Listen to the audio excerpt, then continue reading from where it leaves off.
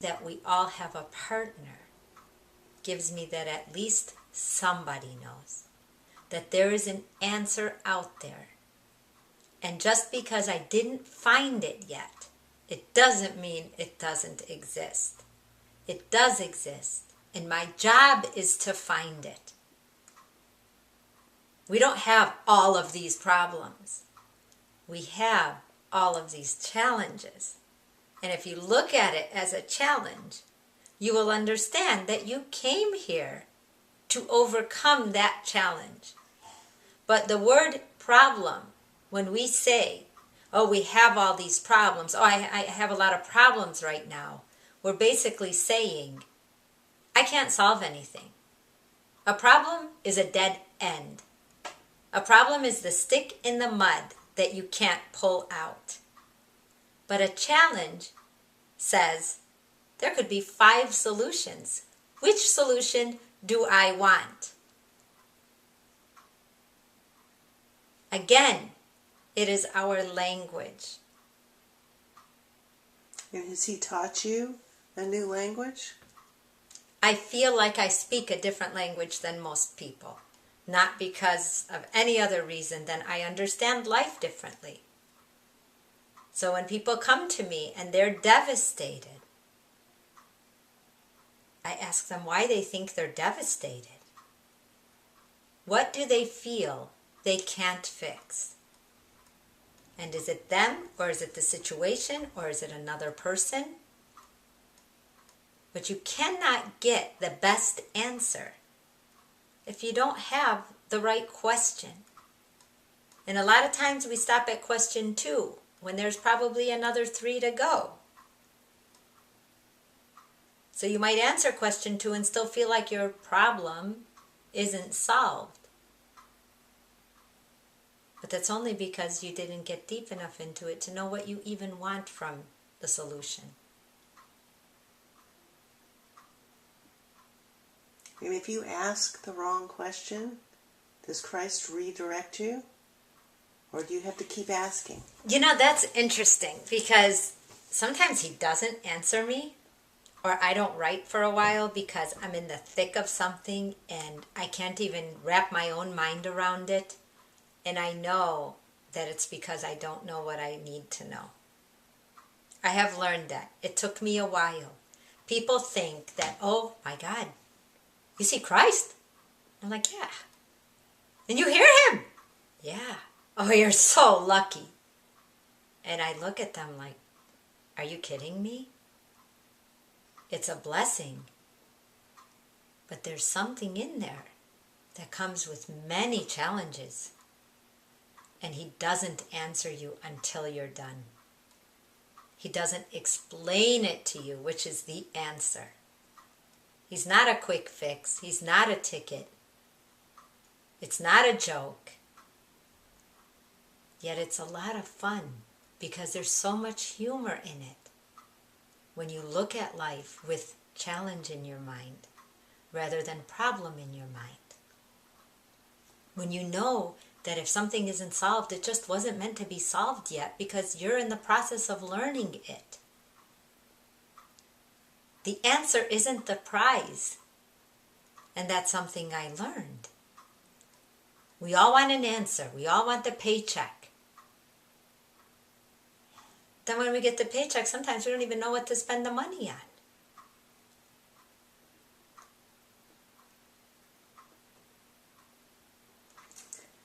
So you said that you've seen him. So what does he look like? His form looked like a person, recognizable to me. I didn't know who he was because I was born Muslim, which I've said in so many interviews, and people say, well, you know, Muslim woman turns Christian. Because I saw Christ, and I know what he looks like for real. And he looked illuminated and peaceful. His eyes were closed, his mouth was closed, delicately featured, gold illuminated hair up to his shoulders, and it looked like curls, and then just white, looked like, it did look like a clothing though, like from the neck down. It looked like a white linen-y type clothing, like a soft material, but kind of pleated, if you could think that. And his hands were like crossed over like this, and then that's all I saw. I didn't see like a bottom or feet or just that. And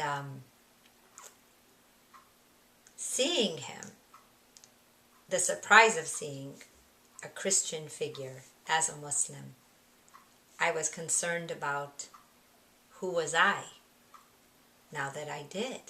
So I asked, what does that make me? What am I now? And his answer was, it's irrelevant. You were born Muslim for a reason. You were not schooled about me for a reason. You didn't expect me for a reason. Some of the reasons aren't in my hands, but they're part of my job.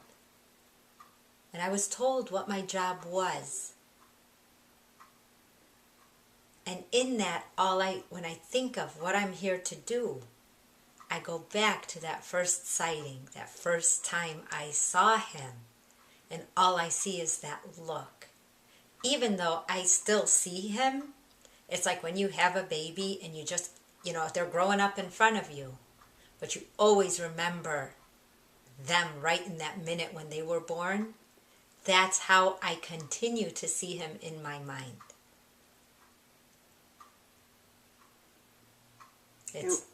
I'm sorry, go on. And what did he say your purpose was? He told me that my job was to bridge people's souls back to them. I really had no idea what that meant. I mean, who would? Bridge people's souls back to them. All I saw was a bridge and then people walking backwards on it or something. I couldn't make out. Or how. Or why.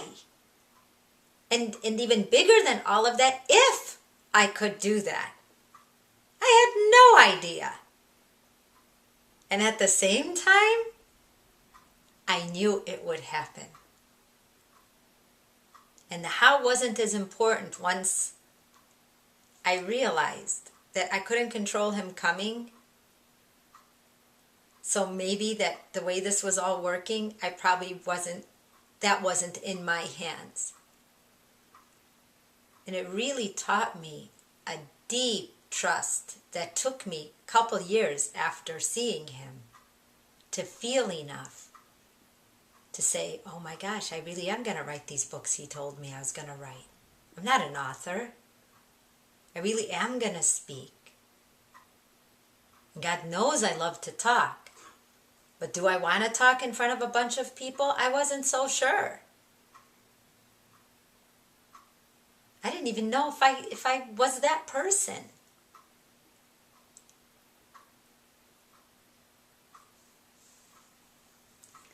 And how does your life feel different now that you can hear it?